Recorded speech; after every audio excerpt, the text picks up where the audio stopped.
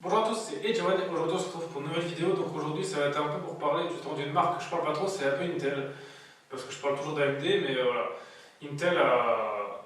Il y a eu beaucoup là, un peu, on va dire, d'un peu de présentation de leur nouveau processeur, donc les nouvelles séries, les séries 10, ou 10 000 plutôt. Donc avec leur i5, i7 et i9. On va dire, en fait c'est un peu du classique chez Intel, c'est-à-dire que leur i7 d'ancienne génération, on va dire le i5, l'i9 d'ancienne génération, on va dire là le i7, et puis etc.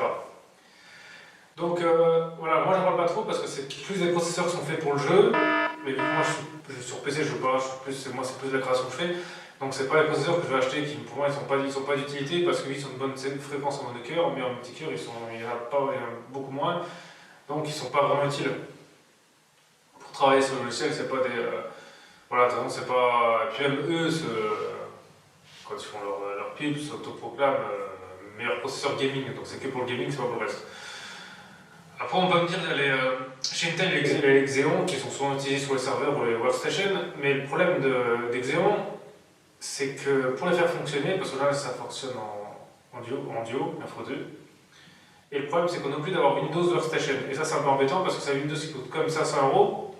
Bon, c'est sûr, si on a le budget de mettre deux Xeon dans le PC, on n'est plus à 500 € près, mais c'est comme une dépense en moins, par exemple, pour quelqu'un qui est indépendant, ou une petite société, c'est quand même un coût qui est non négligeable parce que prenez tous les Threadripper qui sont, même le dernier, bon là c'est vrai que celui-là il est cher, le 3990X, il est très cher mais il explose les Xeon, donc ça montre que. Et en plus, il n'y a pas besoin d'avoir Windows Workstation pour s'en servir. Donc autant, moi, franchement, pour ceux qui ont le budget, autant partir sur ça. Parce que, bon, non, je crois que Windows Workstation n'a pas le même problème que Windows Pro, parce que j'avais vu des fois dans certains forums que des fois avec Windows Pro, il y avait des problèmes de compatibilité de carte graphique. Et Windows Workstation, je sais que certains fabricants de Workstation vendent des Titan RTX avec, vu que c'est pas des quadros, je pense qu'il ne doit pas trop avoir de problème. Parce que si les Titans passent, à mon avis, les GeForce normales elles passent aussi, je pense. Genre les 2080 Ti, tout ça, ça doit passer. Bon, après, c'est une supposition, donc bon, ça aussi, ça va voir. Donc, non, déjà, ça, je trouve ça, c'est un peu dommage de devoir avoir un logiciel exprès spécial pour une version de Windows spéciale pour le faire fonctionner, c'est un peu dommage, c'est un peu un surcoût en plus pour moi. Et donc voilà, donc c'est pour ça qu'AMD est largement dessus, et puis même là, après leur nouveau Intel, le nouveau i9, là, il est toujours en dessous du 3950X, donc c'est vrai que je pense qu'Intel, soit ils font exprès, je sais pas, mais on dirait qu'ils n'ont pas envie de vraiment s'améliorer, parce que là, AMD, ils vont les bouffer, parce que le 3950X, vu qu'il y a déjà un an, si le nouveau Intel i9 est en dessous, alors il est au-dessus en monocœur, en multicœur, il se fait éclater, et encore, il n'y a pas une grosse différence en monocœur, donc c'est mieux vaut limite acheter le 3950X, qui va certainement bien dans les baisser dans pas longtemps, vu qu'il y aura la nouvelle génération 4000 que celui-là. Et je pense que AMD ils vont exploser Intel. Je pense avec leur processeur là ça va vraiment leur faire mal.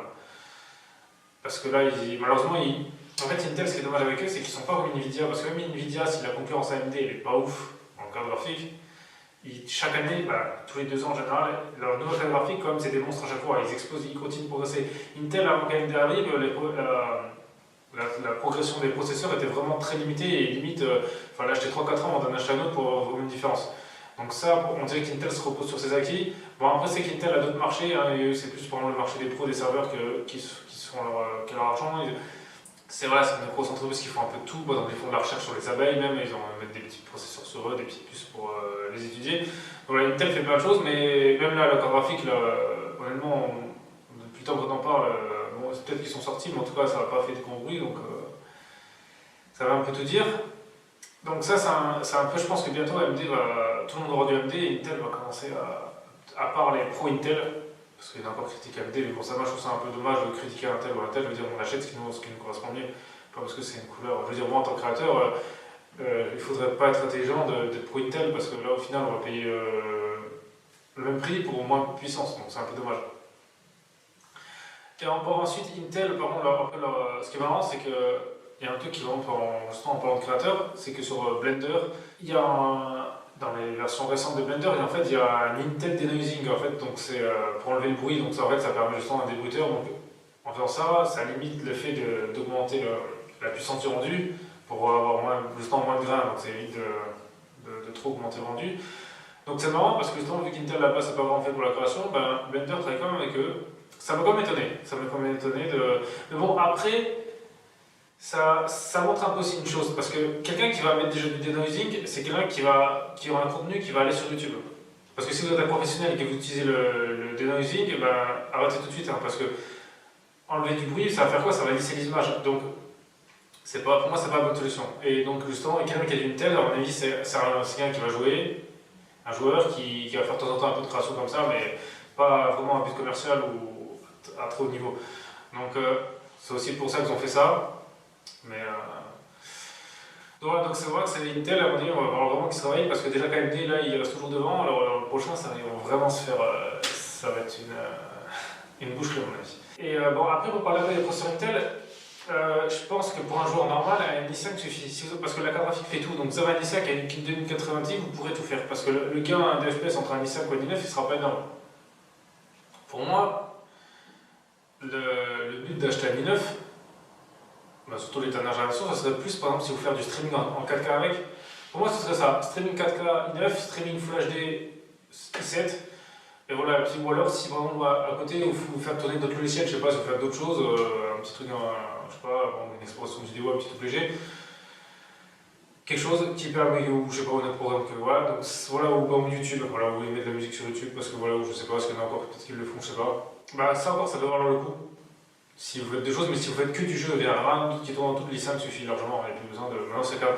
Avant, c'est vrai que dans les années, il y a 10-15 ans, c'est sûr que le processeur ça faisait pas mal, maintenant ça a changé.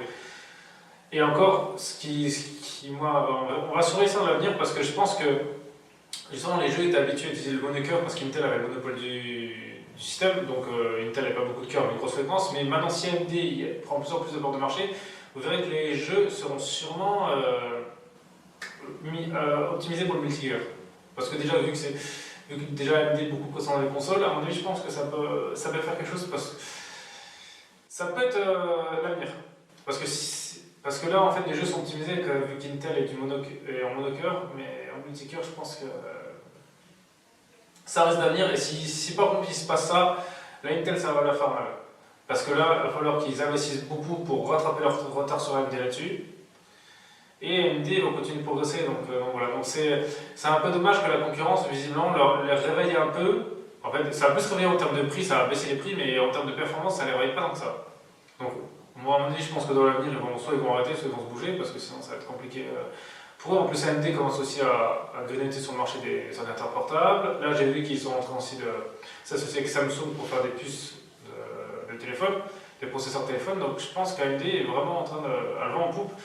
Et juste à eux. Bon, par contre, eux, AMD, ce qui est compliqué, c'est de battre Nvidia, parce que Nvidia, même sans concurrence, ils se donnent à fond. Donc, pour l'instant, Nvidia restera toujours au-dessus, à moins qu'il y ait une grosse révolution. Donc voilà, parce qu'on dit qu'AMD, en fait, sur Nvidia, pour moi, a une génération de retard. C'est en 2 ans de retard, parce que là, par exemple, ils vont présenter seulement leur ray tracing, alors à moins que leur ray tracing va tout exploser, mais bon, ça m'étonnerait, parce que eux, justement, ils visent plus le marché milieu de gamme. Mais bon, on verra vraiment que ça change. Parce que même le problème d'AMD aussi, c'est que pas beaucoup de. La plupart des moteurs de rendu, par exemple, déjà, vous prenez tout le logiciel Adobe, c'est optimisé CUDA. Donc CUDA, c'est le nom des cœurs de Nvidia. Et donc déjà, il y a ça. Il y a Nvidia, et même avec Blender, je sais qu'Nvidia est aussi en partenariat avec eux. Donc ça aussi, c'est un peu dommage, c'est qu'on va même si on achète du AMD très cher, malheureusement, Nvidia est des fois plus optimisé. Donc, et pour compenser ça, justement, c'est pour ça qu'AMD a un moteur de rendu exprès. Donc ça va voir. Ça, pour l'instant, pour les créateurs, les cartes graphiques, je ne les recommande pas trop. Après, à voir comment ça va évoluer, mais pour l'instant, c'est pas la joie, quoi. Donc voilà, c'était Edgewan de la chaîne AGV. On se retrouve la prochaine pour une prochaine vidéo.